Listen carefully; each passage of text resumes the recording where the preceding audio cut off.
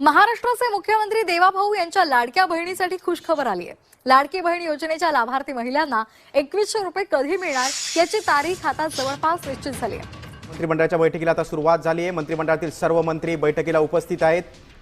तुम्ही विविध ठिकाणी बोलला होता की 1500 रुपयाचा आम्ही 2100 रुपये हे आमच्या माता भगिनींना तिथं तुम्ही या योजनेच्या माध्यमातून ना पॉइंटेड उत्तर आम्हाला असावं, तुम्ही ते 2100 रुपये या अधिवेशनामध्ये करणार आहात का करणार नाही असं उत्तर त्या ठिकाणी तुम्ही तिथं द्यावं। प्रश्न विचारला तो कृषी विभागाच्या नमो शेतकरी योजनेच्या संदर्भामध्ये आपण विचारला असेल।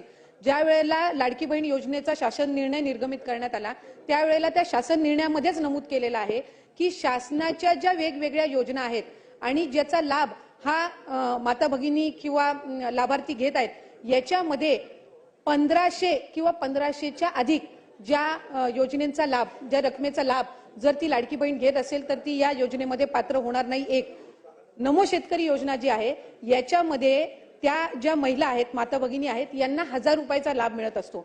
त्याची जी वरची 500ची कॅपिंग आहे म्हणजे ती शासन निर्णयामध्ये सुरुवातीच्या नमूद केलेली आहे की किमान 1500चा लाभ हा शासनाचा प्रत्येक लाडक्या बहिणीपर्यंत पोहोचला पाहिजे आणि त्यानुसार नमो शेतकरी योजनेच्या ज्या लाभार्थी आहेत या साधारणपणे 5.5 ते 6 लाख आहेत।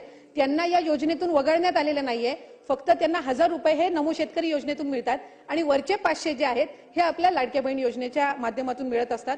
त्याच्यामुळे त्या संदर्भातलं कुठलंही वगळण्यात आलेलं नाही। 20-25 लाखचा जो आकडा आहे हा माध्यमांकडून किंवा अशाच पद्धतीने अफवांच्या इथून आलेला आहे।